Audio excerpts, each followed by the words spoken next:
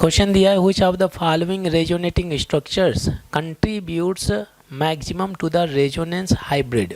ठीक है, खासतौर से आप लोगों ने देखा होगा कि जो रेजोनेंस हाइब्रिड होते हैं ये सबसे ज़्यादा स्टेबल होते हैं in comparison to resonating structure. ठीक है, क्योंकि ऐसा माना जाता है कि जो रेजोनेंस हाइब्रिड स्ट्रक्चर होते हैं ये रियल होते हैं और रेजोनेटिंग स्ट्रक्चर जो होते हैं, जो कंट्रीब्यूटिंग रेजोनेटिंग स्ट्रक्चर होते हैं, तो क्या होते हैं, इनको बोला जाता है इमेजिनरी स्ट्रक्चर। ठीक है ना भाई।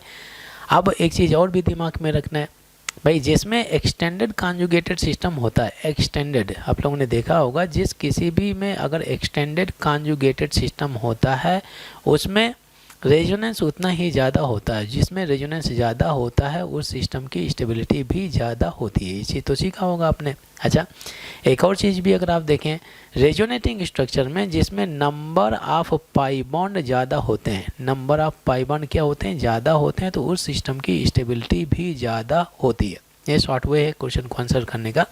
तो सबसे पहले हम क्या करते हैं कि हम एक्सटेंडेड कॉन्जुगेशन चेक कर लेते हैं। और कॉन्जुगेटेड सिस्टम के केस में आप लोगों ने सीखा होगा पास टू चार्ज डला है, तो जैसे एक्स डबल बॉन्ड वाई और single bond pass to charge, ये क्या कॉन्जुगेटेड सिस्टम है एक्स डबल बॉन्ड वाई और फिर इसके बाद में लोन पेयर हो गया, क्या ये कॉन्जुगेटेड सिस्टम है। ठीक है, तो ये दो पॉइंट मैंने एड्रेस कर दिए क्योंकि यहाँ पर पॉजिटिव चार्ज डला हुआ है, देख सकते हैं पॉजिटिव हो गया। और ऑक्सीजन के पास में, हर एक ऑक्सीजन के पास में दो लोन पेयर डले हुए हैं।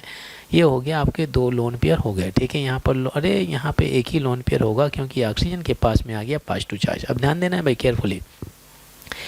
डबल सिंगल लोन पेयर, क्या डबल सिंगल लोन पेयर क्या ये कॉन्जुगेटेड सिस्टम है? ऑफ कोर्स कॉन्जुगेटेड सिस्टम है। आप बोल सकते हैं सर ये कॉन्जुगेटेड सिस्टम है तो यहाँ पे रेजोनेंस होना चाहिए भाई।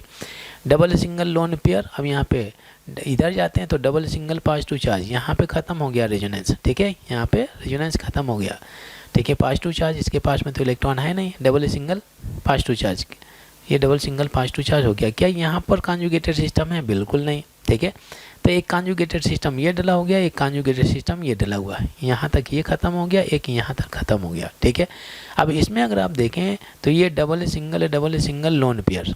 ठीक है, समझ में आ रहा है? ठीक है, अच्छी बात है। डबल सिंगल लोन पेयर, ये आपका कॉन्जुगेशन डला हुआ है अच्छा खासा। पॉजिटिव चार्ज में इलेक्ट्रॉन नहीं होते तो यहाँ पे तो इलेक्ट्रॉन है ही नहीं। ठीक है, अब इसमें डबल सिंगल पॉजिटिव चार्ज, ये आपका कॉन्जुगेटेड सिस्टम है। अब यहाँ पे ख़त्म हो जाता है। क्या ये कॉन्जुगेटेड सिस्टम है? ये भी कॉन्जुगेटेड सिस्टम है, इसको भी लिख देता हूँ। आप लोगों ने देखा होगा कि एक्स के पास में लोन पेयर है, फिर सिंगल बॉन्ड वाई और ये आपका पॉजिटिव चार्ज, क्या ये भी कॉन्जुगेटेड सिस्टम है? ये भी कॉन्जुगेटेड सिस्टम है। तो यहाँ पे अगर आप देखें हो गया ये lone pair single bond positive charge. ठीक है, तो ये भी कॉन्जुगेटेड सिस्टम है। पॉजिटिव चार्ज तक लोन वो कॉन्जुगेटेड सिस्टम क्या हो जाता है? ख़त्म हो जाता है। अगर डी में अगर आप देखें तो आपका हो गया ये लोन पेयर क्या रेजोनेंस में आ रहा है, कॉन्जुगेटेड सिस्टम में आ रहा है? बिल्कुल नहीं आ रहा है, क्योंकि डबल बॉन्ड के बाद में immediately lone pair positive charge negative charge आएगा तो वो कॉन्जुगेटेड सिस्टम का हिस्सा नहीं होता है।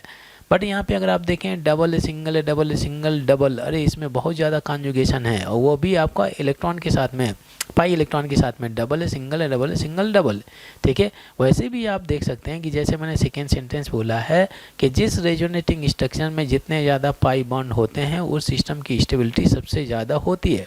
तो आप शुरुआत से काउंट कर लीजिए, फर्स्ट वाले में कितने पाई बॉन्ड है? 2 हो गए। सेकेंड वाले में कितने पाई बॉन्ड हो गए? 2 हो गए। थर्ड वाले में कितने पाई बॉन्ड है? 2 हो गए। और डी वाले में कितने पाई बॉन्ड हो गए? 3 हो गए। तो जिसमें जितना ज़्यादा पाई बॉन्ड होंगे उस रेजोनेटिंग स्ट्रक्चर की स्टेबिलिटी भी उतनी ज़्यादा होगी। तो इस तरह से उस क्वेश्चन को आंसर किया जा सकता है। बोलिए आंसर कौन सा होना चाहिए? D option. वैसे भी आप देख सकते हैं कि इसमें पॉजिटिव चार्ज, जो पॉजिटिव चार्ज रेजोनेंस में पार्टिसिपेट नहीं कर रहा है क्योंकि double bond immediately positive charge, और ये सभी आपके जो 3 पाई बॉन्ड डले हैं ये सभी कॉन्जुगेटेड सिस्टम का हिस्सा है और सभी रेजोनेंस में पार्टिसिपेट कर रहे हैं। इस वजह से डी का मैक्सिमम कंट्रीब्यूशन होना चाहिए टूवर्ड रेजोनेंस हाइब्रिड। ठीक है, D option is the right answer.